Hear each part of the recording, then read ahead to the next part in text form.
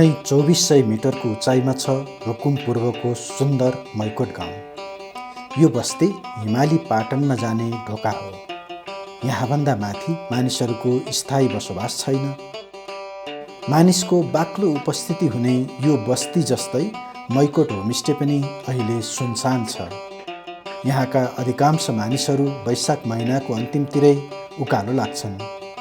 मैकोटबाट उकालो लागेपछि सुरु हुन्छ खर्क, चरन र जडीबुटी पाइने क्षेत्र। 2 दिन हिँडेपछि पुगिन्छ यहाँको पाटन क्षेत्रमा। ढोरपाटन शिकार आरक्षको यो क्षेत्रमा 2वटा पाटन छन्, पुपाल पाटन र पूर्वाङ पाटन। पुथा उत्तरगङ्गा गाउँपालिकाको वडा नम्बर 1 र 2 का बासिन्दाहरू वर्षेनी पालै पालो यहाँका 2वटा पाटनमा जान्छन् यार्सा गुम्बा सङ्कलनका लागि। मैकोटका मानिसहरू यो वर्ष पूर्वाङ पाटनमा छन्। उनीहरूको दैनिकी उज्यालो नहुँदै सुरु हुन्छ। आज भने बिहानी पखको पानी र हिमपातका कारण मानिसहरू केही ढिलो गरी शिविरबाट निस्कँदैछन्।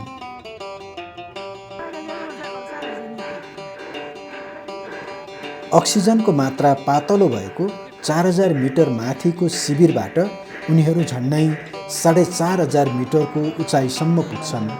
बाटोमा भेटिएका देउरालीमा ढुङ्गा चढाउँदै हिँड्छन्, यार्सा गुम्बा बढी पाउने कामना गर्दै।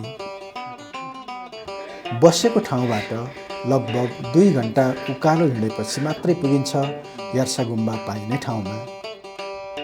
भिरालो र चिसो हिमालमा 4 हात खुट्टा टेकेर एकोहोरो भुइँमा हेर्ने काम त्यति सजिलो छैन।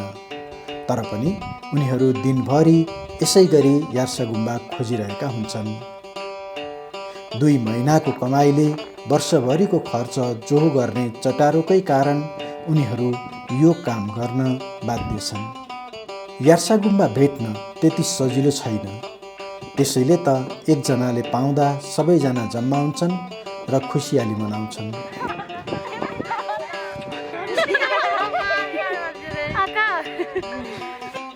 हिउँ पग्लेसँगै जमिन बाहिर निस्किएको च्याउको टुप्पो नै हो यार्सा गुम्बा चिन्ने एकमात्र उपाय। यस्तो च्याउ चिनेर जमिनमुनि भएको किरा समेत नभाँचिकन माटोबाट निकाल्नुपर्छ।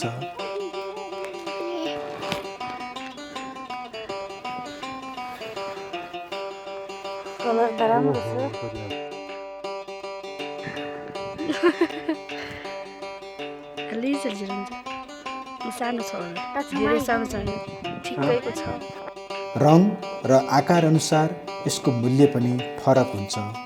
ठुलो र रातो रङको यार्सा गुम्बा अरूभन्दा महँगो हुन्छ। हजुर राम्रो छ, हजुर ठुलो छ। यही भेटियो।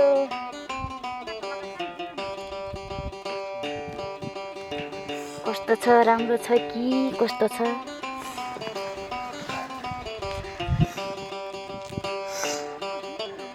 धेरै ठुलो त छैन, कलर राम्रै छ।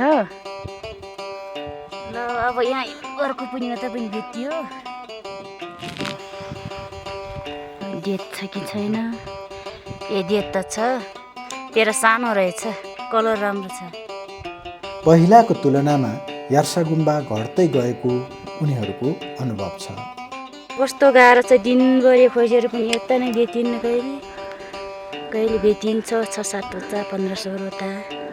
पहिला त धेरै बढी हुन्थ्यो, सर पाउँथ्यो।